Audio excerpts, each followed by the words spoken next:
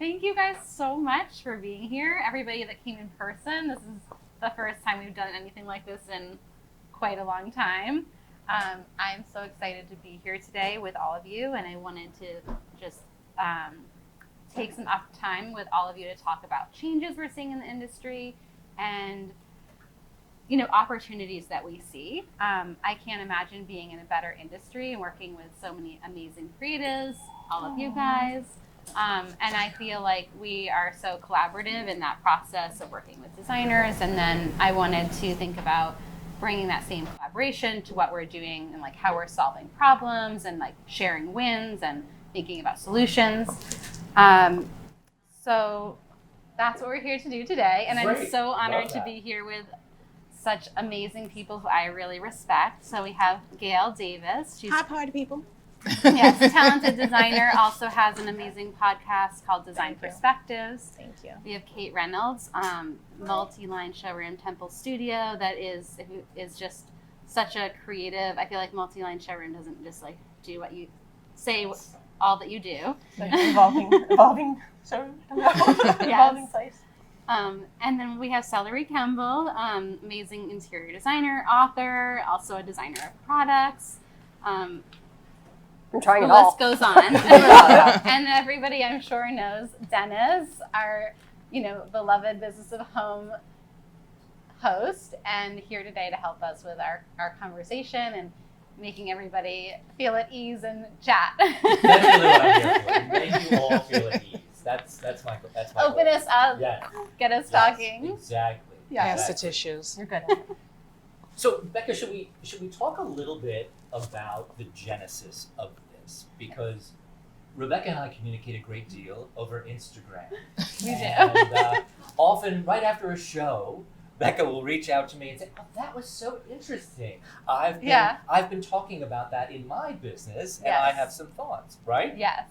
So I feel like I have a lot of opinions after these things, but I also feel like there's so many opportunities. And so I think that too, having the chance to talk with people with different perspectives and different, like having designers, having someone with a showroom, I think that was what I was excited about. In particular. Absolutely. So I mean, a lot of the conversations that we're all having is about how much the industry feels like it's changing and evolving, and in many ways becoming more challenging for all the different players in all the different kinds of businesses in one way or another. And Gail, we were starting to talk about that just before we got started. This issue came up about so many more resources appearing to be available online, and clients either knowing how to get a hold of more things on their own or find the prices of things more easily than they could perhaps just a few years ago. And I know that's real for you. So I mean, tell me how you manage that and try to deal with that with clients. Okay, hello. So I'm like, sure, Dennis, get me first. Yeah. Well, I thought it was the best way to get the party started. Well, it's really funny. My clients actually do not want to shop. So I really, maybe before COVID, I just like changed the way like I went after clients or clients would find me. And one was also charging for my consultation. Like, if you want me to come to your house, I'll come, but I'm going to charge you for that. And it just keeps whittling people down to like who's really authentically for me. So the clients I have, thank God, are not the ones that want to shop online, because what would happen is people would be like, well, you're charging me this. And I was like, yes, you hired me. And this is like the handling fee of what it would be. And it's funny, they're like, well, you don't share your discount. I'm like, well, I can't share my mortgage. I can't share my car note with you, or I'm in business to make money. This is what we do. And I just find it so funny that if you have that type of clientele, you really need to figure out, or say something up front and talk about it and be very clear on how you operate and how you shop and what you expect or what they should expect from you. I don't know, ladies, you tell me, how does this work for you all? I don't have it figured out yet. What? To be clear on how you make money. I mean, like you said, you have to make money. So Yeah. it's like you're not hiding it. I think being direct with how you either make it in different Well, avenues. exactly, So, right? but you have to. So lately, this term about pricing transparency and being upfront with people, right? You hate that. You're not a fan either, Celerie. I do so, too. Right. Not because I want to, have, once people fairly understand my business and they know what it costs me to be present to do the job, I'd be fine with it. Right. But since most of them can't get up to speed on that, and the knowledge of price transparency only makes them uncomfortable because they can't divorce the idea of the wholesale price and the retail price as being something you make. Right. And they forget that you have rent, health insurance, your lawyer is as expensive as their lawyer, so is your psychiatrist. Like whatever it is, All of the above. it's somehow emotionally impossible, or at least for a high enough number of people that it doesn't make the odds right to say, oh yeah, be transparent, because all you're going to want to do is not buy something because you think I'm making too much on it, or negotiate with me over this thing, which they don't do when they walk into a store and pay retail. Like Thank you. If they knew what the blouse cost at Zara to make and they pegged on that, they'd lose their minds. Or, oh, there's shipping. Oh, there's the sales girl. Oh, there's rent. Oh, there's insurance. Oh, there's loss and waste. Like, it's too complicated. Like, that's why they do another business. Agreed. Um, And when they go to a steakhouse, they don't sit here and go, well, I'm not going to pay for that steak. This is the price I'm going to pay.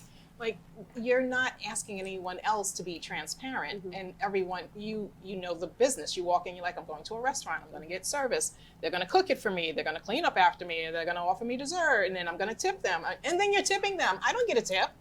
I'm sorry, Gail. I just thought about that. I think there's that seems wrong. there's a retail market for different restaurants. Right. that Right. People understand when they go and they eat at a bodega, the quality of their beef is probably lower, and they were fine with that. Right. But that's where retail gives the client has years of knowledge, and they can make those exchange points in their head for the speed, quality, service that they want. But when it comes to you, they can't evaluate those. Right. All they want to do is negotiate once they know the number. And home is they're not decorating their home as often as those things. So I think people a lot of times don't know they don't know, like, if they went to Home Depot and bought window treatments, Good luck with that. Those are higher margin items for somebody. Exactly. It's just there are millions of them being sold, so that it's a lower quality item. Yeah. So as a result of this, how have you chosen to deal with it, Celerie? So how do you handle, how you explain to clients what you charge and how you charge? Well, it's still evolving because I come across a different animal in each client. So I have somebody I've been working with now who wants to shop not to cheat me out of making my markup, but because it makes her feel useful and smart. She could just write the check. But she just keeps wanting to tell us what she found, which Do you takes like what she finds, or does that complicate your no, it's without 25 years of experience weeding things out. So she'll send, Interest it's boards. basically just throwing fruit. And she's like, oh, I had this idea. What about a Venetian lantern? And you're like, okay, those were really in every guy's apartment in the 90s because those were at the, okay.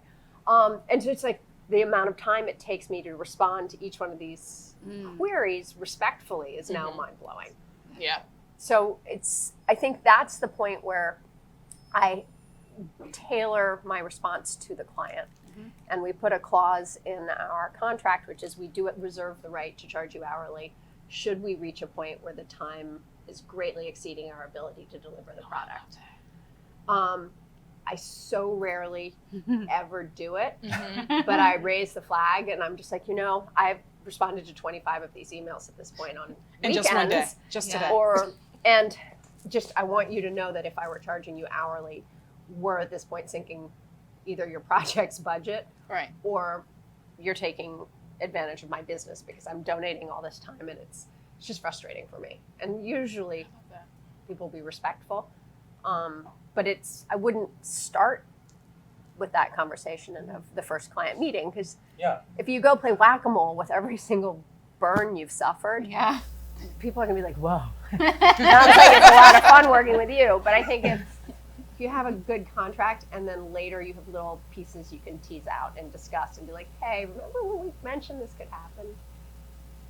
Do they respond in a way where it's like, oh, you Usually, don't charge often more, but usually because they realize they've crossed a line or we have a relationship. And if they don't, that's a sign I could say, I think this isn't working for both of us. Maybe you want somebody who's got more time to shop with you, but my business isn't set up for that, and maybe we can start divorcing. Well, and that raises a point, Celerie, and I'm curious to hear everyone's perspective about this. So many people, when I reached out to ask people for questions about this topic, brought up the issue of how do we change the perception of what designers do from expert shopper to a creative artist who actually is really going to help you have a better life, Yes. as you and I have talked about. Yes. Like really what a designer is going to do is transform your home in such a magical way. You're going to discover a newfound happiness as a result of living in this space that this designer has made possible. How do we get away from you can get better pricing on things to you can deliver this incredible end result? I know. I mean, I think when I look at like what both of you do, and Kate, even with like in your own way with the showroom, and like it's creating this like desire and this want because it's so amazing. And I think it is hard to find ways to like that like builds trust with your customer and with your client. Like if and I think that there must be some education you are doing when you bring new people on. Like I wonder if it's as bad with repeat customers or repeat clients, if they have to learn some of that. But I think that why people want to work with you is they are going to like have their whole life transformed, and you can't always get that from a photo. Like I remember the first time going into a space someone had completed, a designer that we worked with, and being like, oh my gosh, I turned around the kitchen and everything's intuitively where it should be, and you can't get that in a photo, but it's so much more than just whether it was a beautiful color and a beautiful fabric. It's the whole experience. Exactly. And so how do we present the experience to people and put the value, as you were saying earlier, Celerie, all the years of the trial and error that you bring to it that you now have? Well, I think that people have been a little bit confused by television shows about the ease and the speed, and there's no measure of quality of what they're getting, but also kind of like the home chef, we've also all been taught that there's pleasure in the process. Right. And like a lot of people want to be part of it, or they want to put their imprint or at least have the memory in their own life of the creation of their home space. So one of the things we're up against is actually kind of the integrity of loving what we do and knowing other people want to try too. But managing the amount of our time it takes to allow them that partial role. But they also want efficiency, and they want to hold us accountable when it goes wrong. Yes. And they want it to be more of a vision than they've had time to build, because they often have other priorities. Yes. It's a juggle. That's why I think my answer still I don't know. It's a really deep topic. It crushes businesses and projects and client relationships. Clearly, and I'm so sorry that has been the experience. So part of this conversation, our hope was to sort of have this community conversation about how showrooms can better serve and support designers, what a community can do to sort of help you through some of these challenges, right? So during COVID, we all had to figure out different ways of doing business, and poor Kate was just opening her brand new showroom, and COVID came, and people wouldn't come, right? And so you learned a lot in those first few months. a lot, yes. About how Very to, well. how to do business differently, and maybe how to help designers in other ways. So I mean, tell me a little bit of what you learned during that time.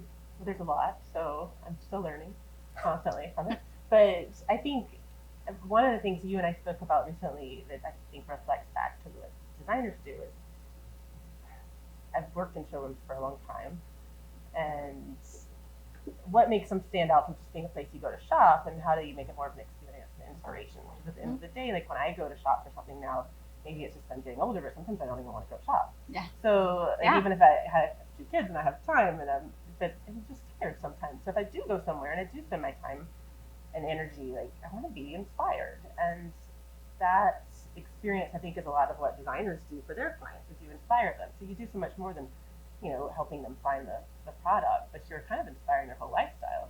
So what we try to do in our showroom is we're not huge, we're not a huge space, but it's like what you see around here with Rebecca's. It's very happy. You see who Rebecca is, you see her vision, you kind of like, you get that. And I think that that's what businesses and small brands or big brands even should focus more on now, is who are you and why are you that? Like try to be less of everything and try to be more of your best. It's what we've been focusing on. Did that resonate for you? It Yeah. does. Something else that Yeah. resonates that's amazing with both of you, and why I've stopped doing business with some other showrooms. You're not harassing me for the samples to bring them back. Where I'm just like, oh my God, like, do you want them there, or do you want me to keep it here in my library? Because then now I have to keep coming into the city to come get this, or I keep asking you to send this because this client didn't want it, but I could use it in this project. And it's like, well, you have X amount of memos out and you have to return these. And I was like, you know what? Let's just close this account.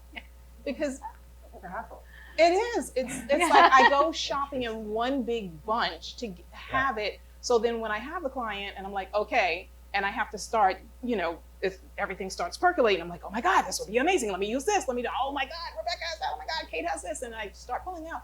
I don't want to now have to plan a day to come into the city, to now go to their showrooms, to fight, you know, stepping over homeless people, you know, or like just everything. It's like so much where if you allow me to keep it, then it's great because now it's in my library. I can work peacefully, get it done, and then I'm one and done. So if I use it and it's used for that project, then I just get rid of it and I send it back, right? And so that's the beauty of working with these 2 young ladies, because you don't get that where you're like, okay, when do you need it back? They're like, no, keep it. We want you to have it. All the samples. And I was like, Rebecca doesn't harass you? no, and I appreciate that. And it's funny, I even said it in Business of Home magazine that, you know, I named some showrooms, and I walked into this one particular showroom. They're like, I'm upset with you because you didn't mention us. And I was like, well, you know, let us keep your samples. In fact, I'm returning because like I'm finishing up my account with you. Like, I'm in business to be busy.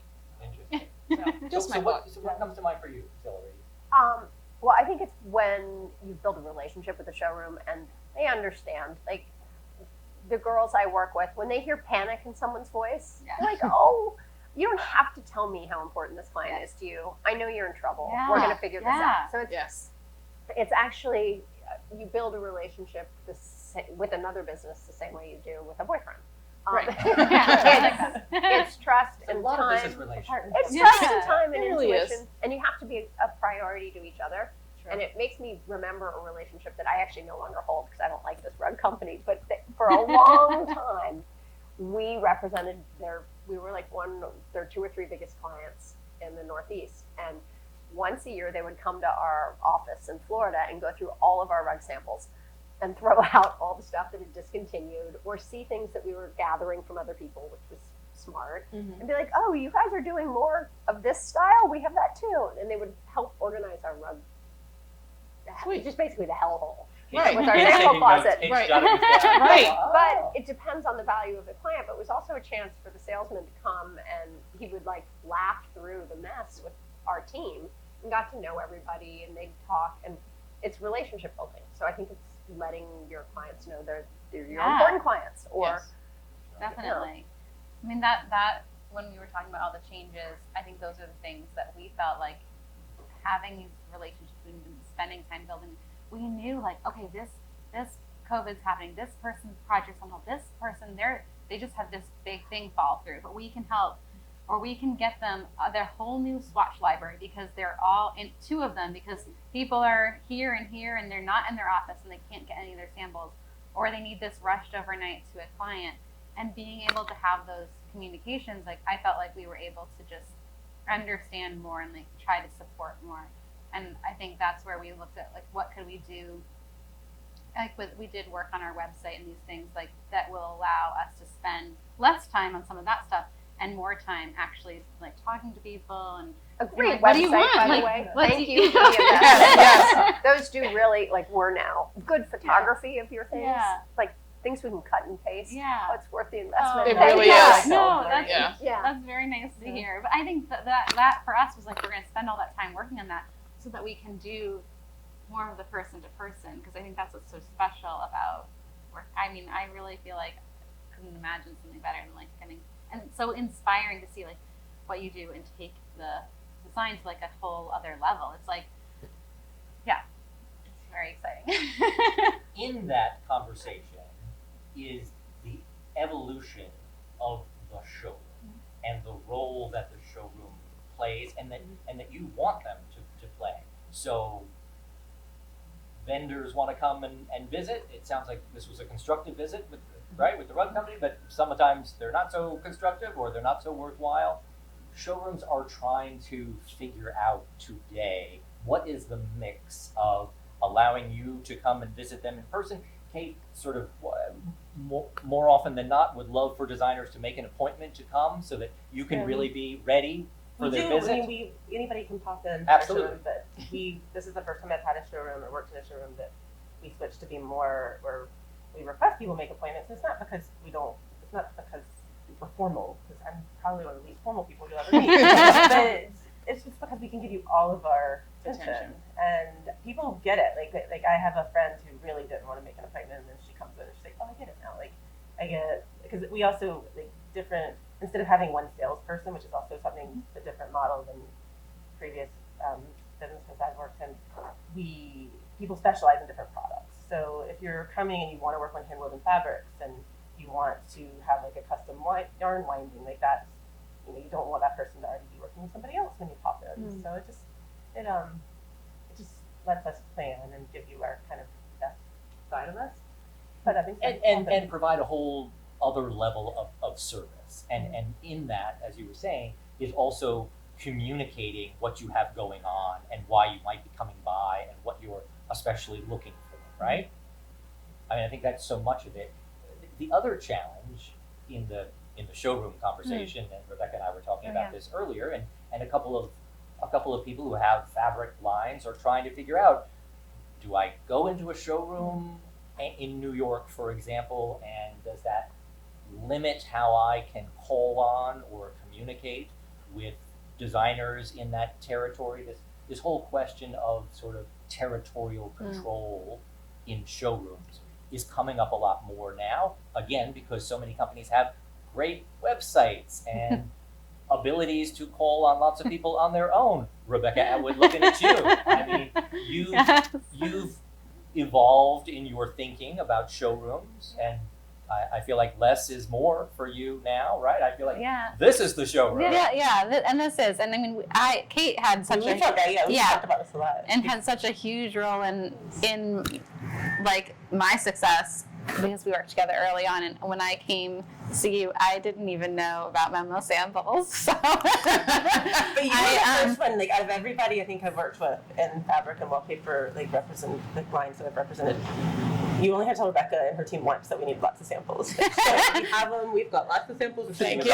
Thank you. I feel like every memo librarian I've ever worked with has just adored you. Oh, well, that's very, very kind. But I think for us, we really, I mean, we would never have been where we are without us, like, very, very special relationships we've had with the showrooms. But I do love so much the personal connections, and I feel like for us, that's not the route for everybody. But for us, we just like that's what excites me. It's what like generates new ideas for designs, and I also wanted to create like space and environment, and but I think that's where.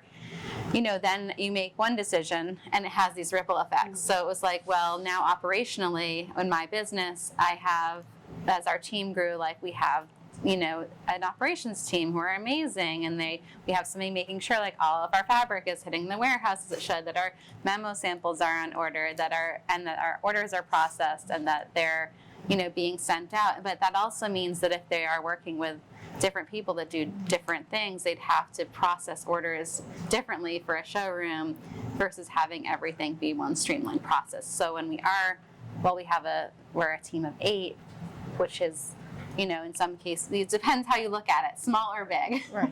But in some ways it's small, so it means that we have to focus on, like, if that person that's doing the order processing had to process orders 5 different ways versus everything coming through and them doing it the same way. And then also our amazing team on sales, and Hannah, and who is here. But she, and we have more support for her now with a new team member, Rebecca, who's also here. But just those sorts of things where making, all the training and like time and relationships that they're building, giving that, like, it's sort of like, I have to think about my overhead, just like Celerie, you were saying, it's like, you have to figure out, like, how do you make that like a healthy, profitable business that can sustain all the things you need. So in some ways that those sorts of decisions lead you places that you like almost have to go. But I wouldn't do it differently, because I do love, I love the connections and those conversations. And but it sounds like, knowing your experience as I do, you grew a great deal from what you learned through your showroom partnerships.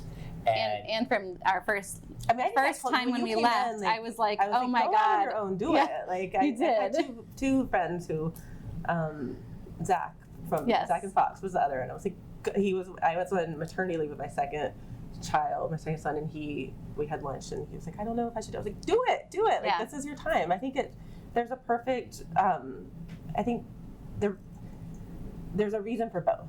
And they both make sense. And to be in a showroom, like, you can gain a lot. To be on your own, you can do it your way. Like, it depends on where you are in your business and that time, and if it's right for you at that time. And sometimes it may never be what somebody wants. Like, some people I work with are not as, they don't want to talk to people as much. They do want to create more. They're just take a deep dive into your personality, and if you really enjoy the business side of it, if you enjoy more the artistic side. And so how does the territorial issue come up for you? Yeah, because you handle it differently than other people. So like I said earlier, I'm not that formal. I've never taken the territorial thing like super seriously, because I think I came into the industry. Like, Celerie was one of the first clients I think I met back at like AM Collections in 2005 or something, and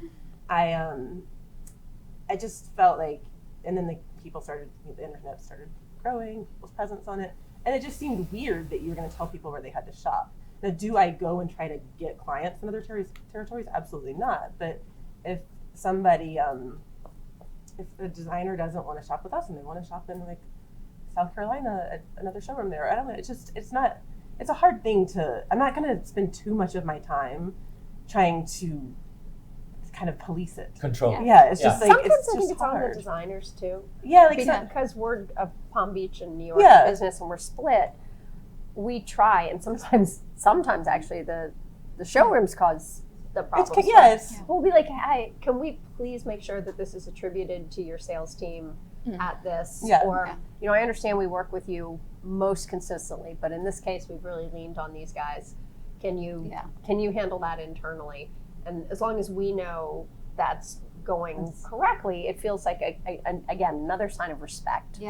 Within the business. The relationship, right? And some designers, like, there are a couple of showrooms that we work with really closely that we will, like, I'll see an email come through and they'll request a sample of a product we carry, but then I'll see where they are, and I'm like, oh, you should just get this from Fritz Porter, or you should get this from James. Like, why have me UPS it to you overnight for this meeting when you can have it picked up that day? Like, I think it's the communication. It's just, instead of, it goes back to like what I was saying earlier, like, instead of like trying to have everything and be everything, focus more on being like you can realistically do. And so if it's your market, think of it that way. Like, what can you achieve in your market, and how can you do a good job at it? But it's a great point. I mean, it's challenging for larger companies that have distribution all over the country, and they're controlled. And some showrooms want you to come and visit and spend time and go around and see clients.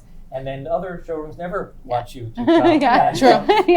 And don't even want to tell you who your customers actually are in some cases. I'm not going to name names, but there's some showrooms I'll do it. I know showrooms that only they can Yeah. go and that's and call on hard. clients. Yeah. And it's, so I it's, just For had the that situation. you just So had that situation? yeah, so I live in New Jersey, and my office is in New Jersey, so out of my house.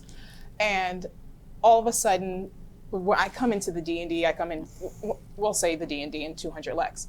And then all of a sudden they'll have their New Jersey rep start reaching out to me and contacting me. And I've already started the project with the person in the showroom, and I'm doing everything, and it's a big order. And the next thing I know, I come home and there's like books on, the front step. And I'm like, what is this? No, I don't need extra books. I didn't ask for this. And it's like, oh, well, if you need anything, just call us. I'm in the neighborhood. I'm just going to stop by. And I'm like, okay, so here's what we need to do. We need not to do this, And when I called that showroom and I said, hey, listen, I don't want New Jersey reps. I don't need them in my home. It's completely fine.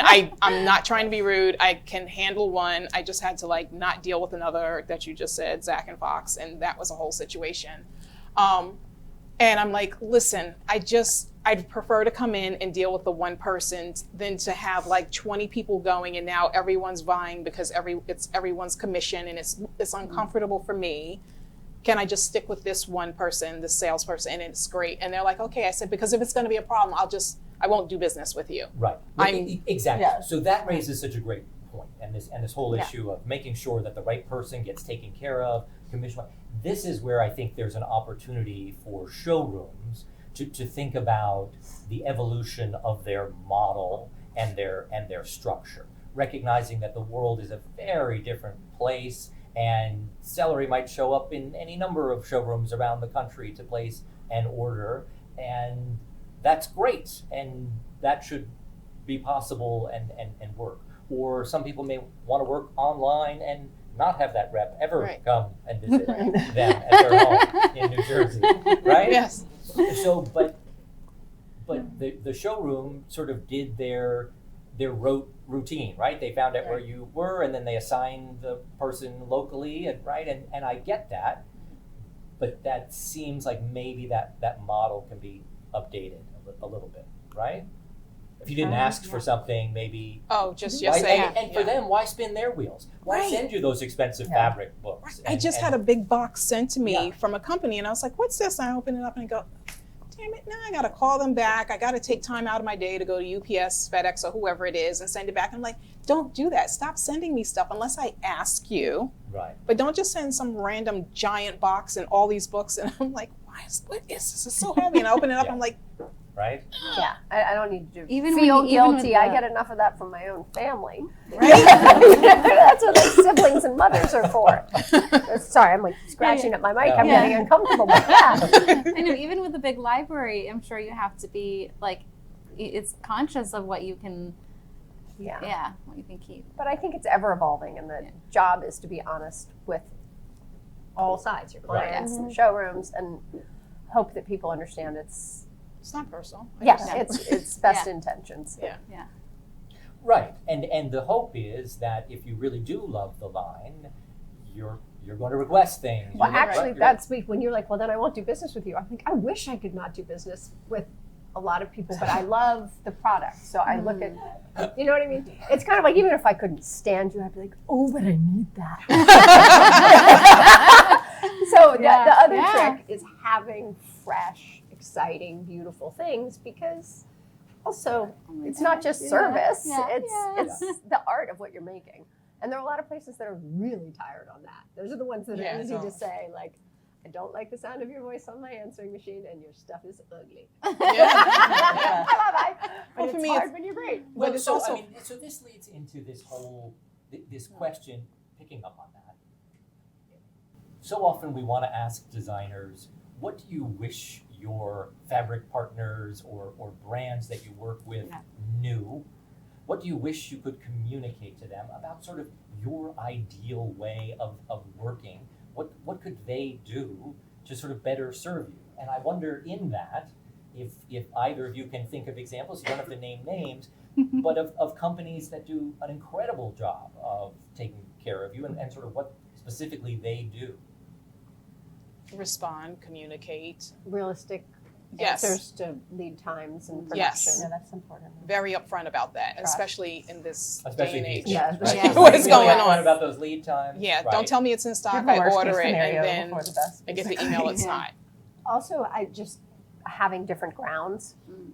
It really simple saying we can brighten or we Yeah. can not brighten depending on your Different needs fabric for patterns. this this many yards. Like Yeah. even to print the information. Mm. What does it take to have it Yeah. semi-custom? Mhm. Where's your minimum? Yeah. And you get asked about that, right? I mean, Yeah, I mean, most of what we do is, well, from a carpet perspective, most of what we do is custom. We do hand woven fabric, which is also custom. And then we represent a lot of lines that have full custom capability. So it's just kind of making that process not stressful and communicating it to your client that, yes, we can do this, but giving them the right expectations too. I mean, you know, and also just kind of staying calm. I think, like, I've also worked in this industry long enough to where I've seen the frenzy, like, Yeah. and just take a breath. Like we talked about, like, we're Yeah. not doing any sort of like surgery. We're Nope. supposed to have fun. We're Nope. working in homes and making them pretty. And so just kind of like being more thoughtful in our communication to clients. And I think that kind of is like a snowball effect. And then the designers can be more thoughtful in their communication to their client, and instead of the like calming the frenzy down. yeah. Like that. Earlier when we were talking about I love that. so much of the product that you often specify somehow becoming more and more available to the consumer or to a wider audience. And this issue has come up recently with companies. Are designers likely to have greater loyalty to us if we stop doing that? If we stop selling to consumers, or if we limit the places where our product is available? Is that meaningful to you, Celerie? Does that create a greater loyalty? Or It does. okay.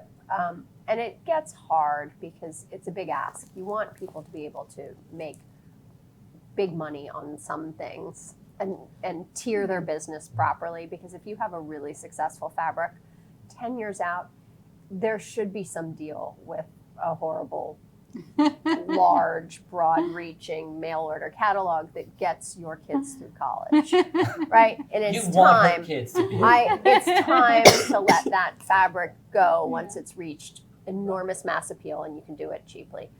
But to protect in the beginning, when you're doing sort of high-priced goods, because it is small batch, remember that other people bought in to the preciousness of what you created. So there's sort of a timeline before the person I've just sold a very expensive fabric to be curtains and the sofa and done their whole room in it, thinking like, wow, this is a great statement.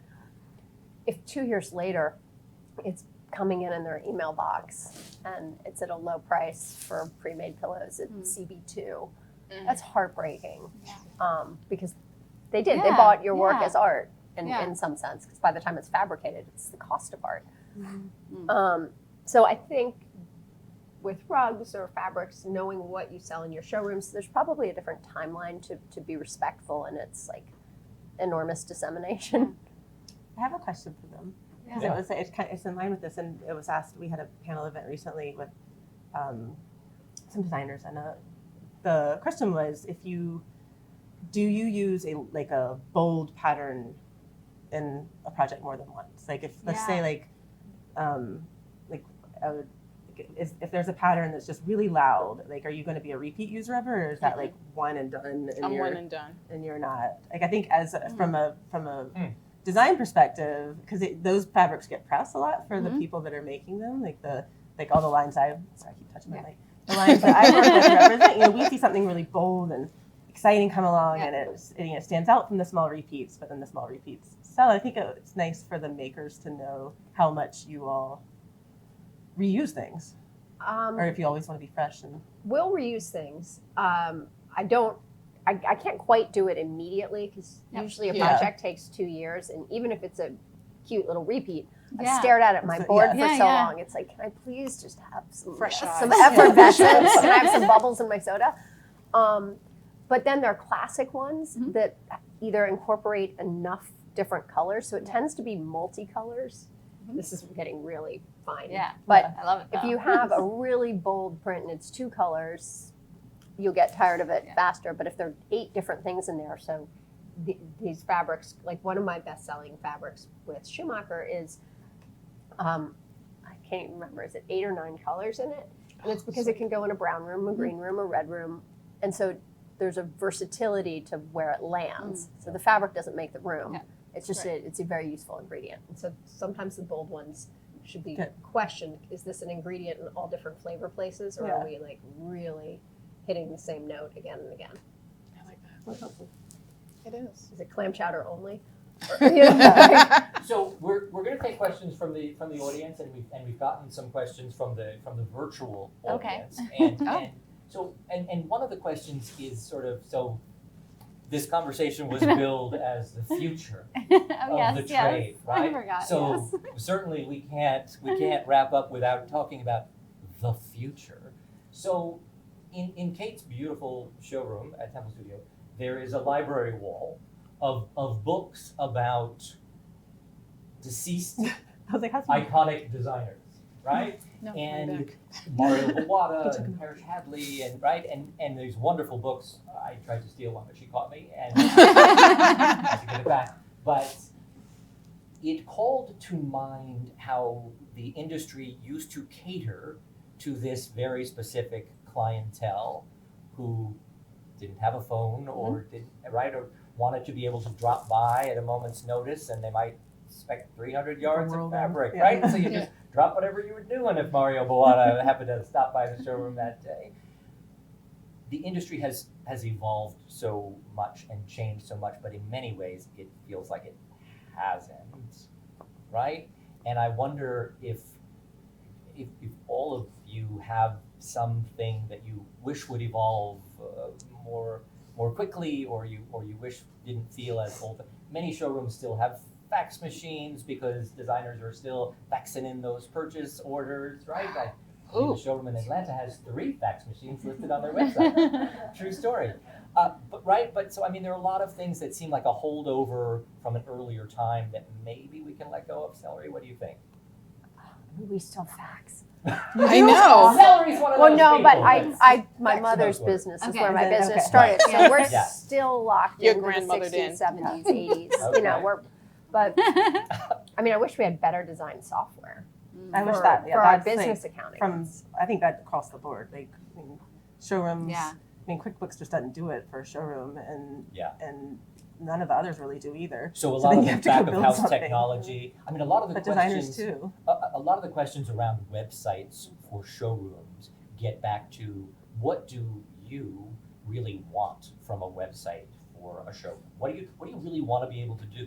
Do you want to be able to order samples at 3 o'clock in the morning and have them sent to you and not have to talk to a person? Maybe check stock Check lead stock? times. Yeah. I Lead think times is the biggest If, thing. if right? there was Anytime- some integration with your Yeah. inventory. To the, I think stock Yeah. is hard from the people that produce to order, because or like I mean, some like you have some stock, right, and then you have some Yeah. that you produce to order. Or And we're you, moving with more- fabric more stock? towards stock, Yeah. but we do have things that are print to order. But the lead times are on the print to order are less Yeah. than anything that would be, like an embroidered fabric that might actually take 12 weeks. Sometimes in the last 2 years, much longer. Yeah. Like having stock, and so our website will show lead times in stock. I mean, if you like when designers call to check stock with us, and this is just like we are an antiquated Yeah. industry in some ways. So like Yeah. for years, like we would hang up the phone or get off the email and be like, well, let me check and I'll get back to you. And then we have to get in touch with wherever the person is, wherever around the world, to find out if they have stock.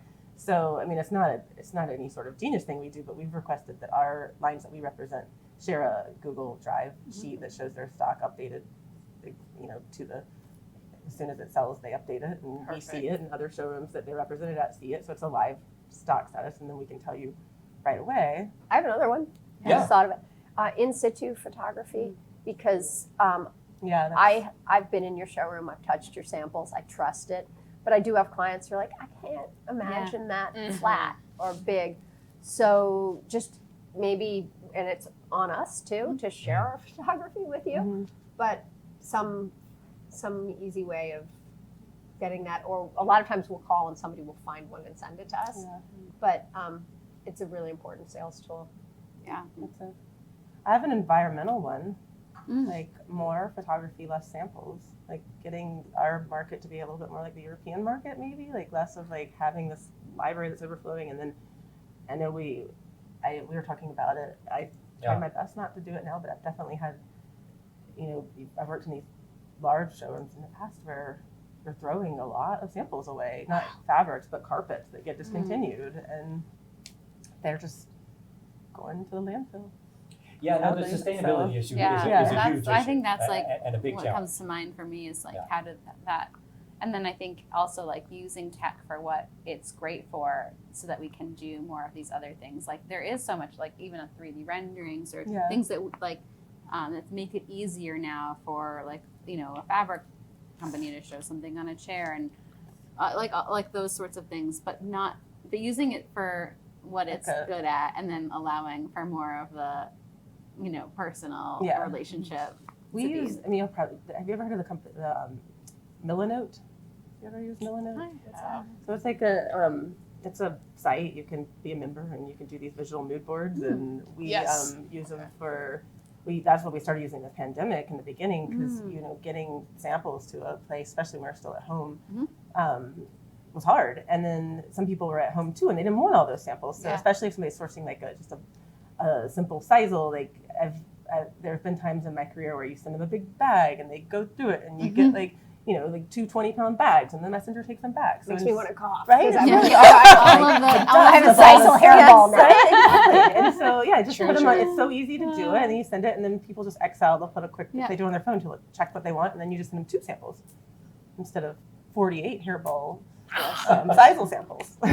Well, and do you, Celerie, feel like you can rely enough on an image? I mean, as you were saying, you've seen Rebecca's line, so you get a sense of her color sensibility, but when you're looking at something on the screen, you do. Because I've been doing this for so many years. I know the translation, but to sell it to my client, and to make sure my client understands what they're. I need the final. Do you want to be able to have like that really high tech software where you can like, put it into take a picture of your room and then put the?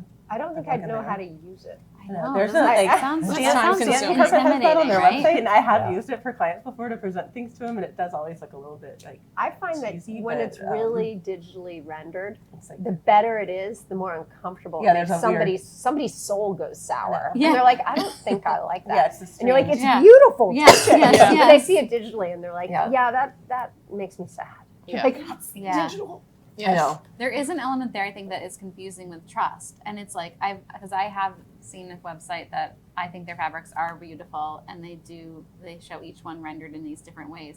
And suddenly it is a little off-putting versus true install photography where you can see like what someone put into that I think space. that's what inspires people it's like, too, though. Yeah, the install. and touching the actual fabric and then letting them have the imagination and trust in that you have the vision to execute something incredible that they could never imagine. Because that rendering isn't something soulless. People doesn't feel the bad. They don't feel the good. So that's good to know. You don't want and that. I know, like because I was like, maybe we should do this. There was such a rush to get everything rendered, right? Because we wanted to be able to show as close to what it was actually going to look like, and then it seemed, in many cases, to have sort of backfired. And there may be more of those people than there are of me, but renderings always backfire for me because it right? doesn't, like, they see it and then it's skewed and they don't really understand it. And then I'm like, no. So I just rather just do like a flat lay, walk them through, show them what's going on, whatever. And it's just easier. But renderings,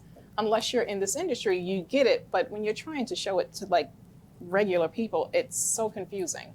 They say they want it, and then they're like, oh. But there's a coldness to it. I think it takes away from the whole inspirational thing. It's very different than an actual room that is done that pulls you in and you want to like linger there. I think a mood board sells an idea better than a rendering. Agreed.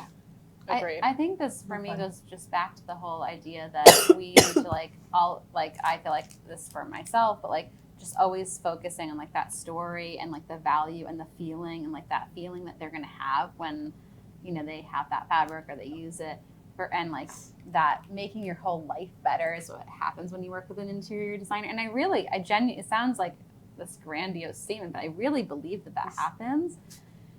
But that once people like feel that and they understand, then it's like everything else is kind of easier. And they're willing to I don't know, it makes it smoother. I have a really ding-dongy broad statement to make, but I think it applies to all of us. But a lot of times what clients are doing is they're reading me.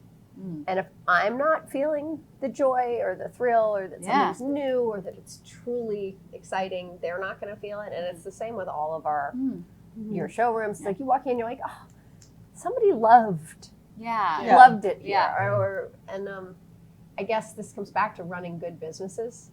And if you let yourself get trampled, you're not going to love your business. Then you're going to be the sour person who's like, yeah, fine, whatever you like.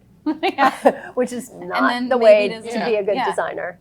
And so I think it's to sort of remind ourselves what we like about our business. And like you say, do what you're best at.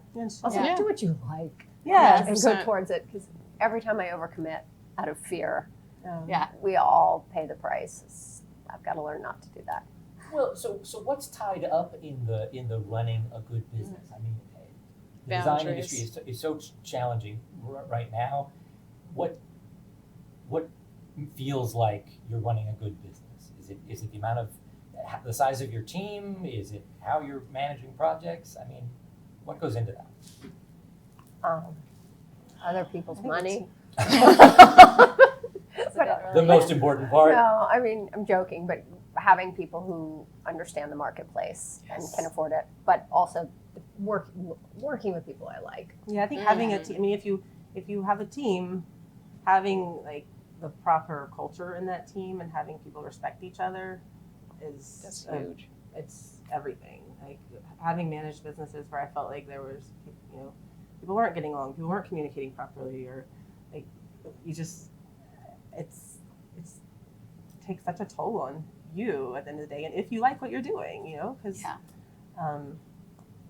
it's almost like mothering. Like you have two boys that mostly get along, but sometimes they don't. And I don't want to come home at the end of the day when they're bickering over the stupidest thing. You want people to really respect each other. I feel like we have to values. put as much into our team and the culture as and then into our customers' relationships and the product. None of them can.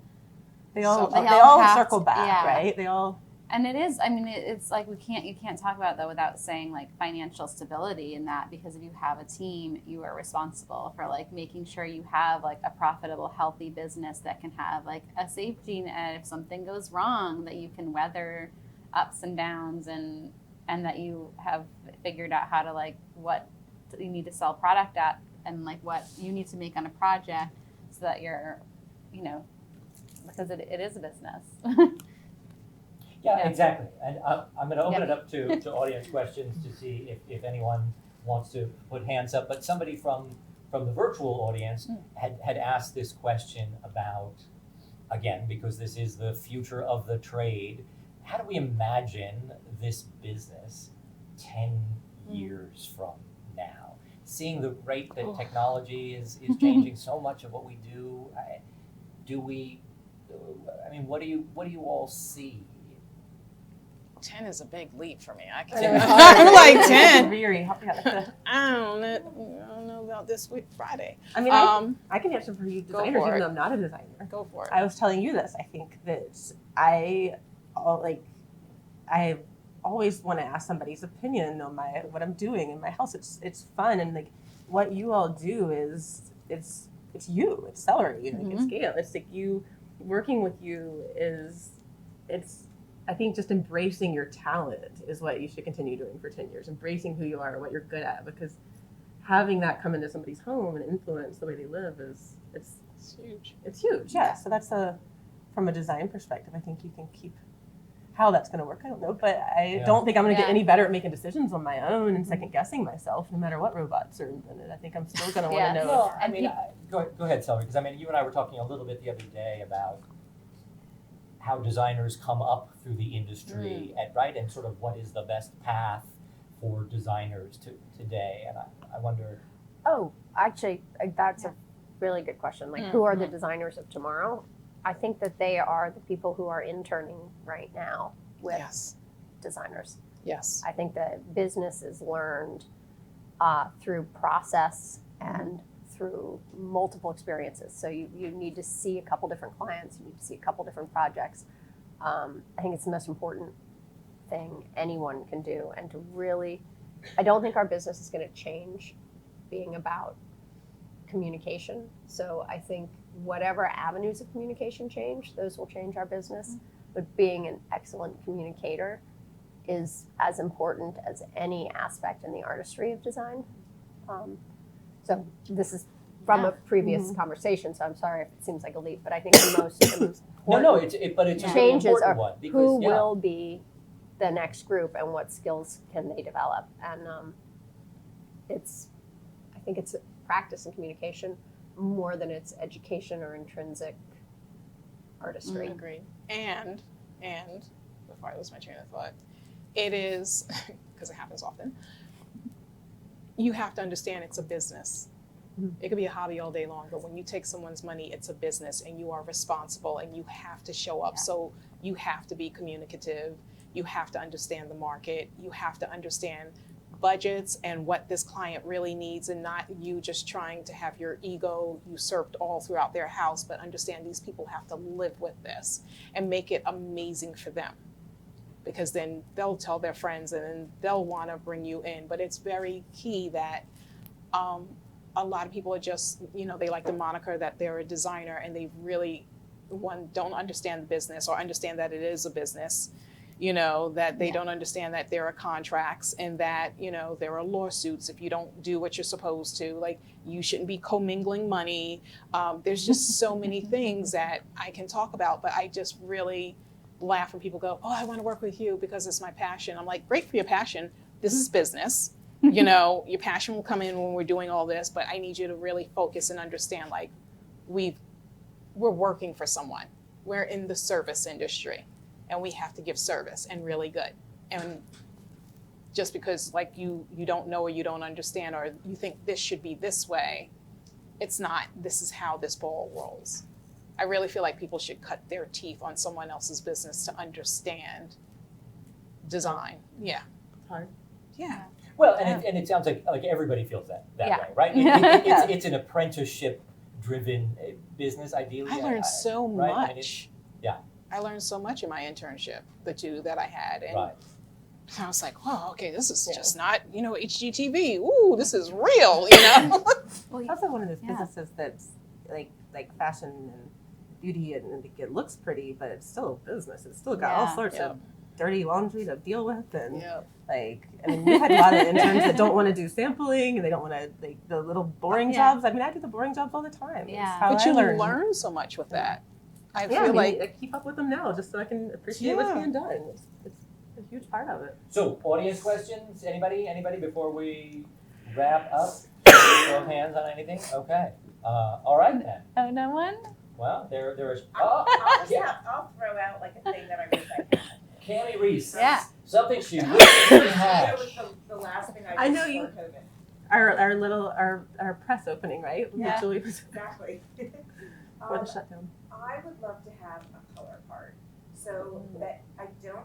Two things. First of all, when I look on your site, which I love, Rebecca, but when I look on it, there's no, and this I think is one of the reasons that people think they're good at design and the thing that they like absolutely don't understand is scale.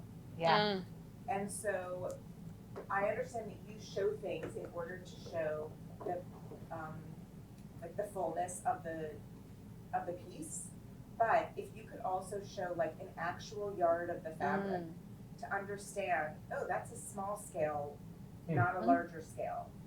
Because then it would make it easier for I love your fabric and I'm familiar with it, but when there are new things that come out, it would be nice to see what the scale is compared to other things. Because things that have a much wider pattern, you're going to have to show a bigger piece. But something like the little raindrops, you'll have to show a small piece, and then I won't understand how do they compare. Yeah. That's one, and also a color card, so that if I had a color card from you, it doesn't have to. I understand that some of that is proprietary, and you don't want to share all of that information, like which Pantone color you used. But if you had your own, like, these are my colors, and then I could understand the difference between like the lilac and the pale blue from my desk from your website instead of, Yeah, I know. there's nuance Yeah. like between the Green. peach and the camel, and it's when I'm mixing it with other fabrics, I need to see maybe the peach is better than the camel for this particular, project. All right. Yeah, I mean, I can tell you I don't use Pantones and I paint all my color standards, but that's those are good things and those are things we think about, but I don't have a great solution, but we should chat. Do you guys have that problem where you look at something online and it's just altogether different? I think that's why I was Just asking order- for in situ Yeah. photography, because you get a See the sense. vibe of Yeah. Because even if somebody shows me a yard, It's hard. Yeah. there's a, Mhm. Yeah. you're like, wait, which comes to the foreground? What goes Yeah. to the background once Yeah. it's big? And you see it better in photography than just Yes. So are you seeing like the screen differences?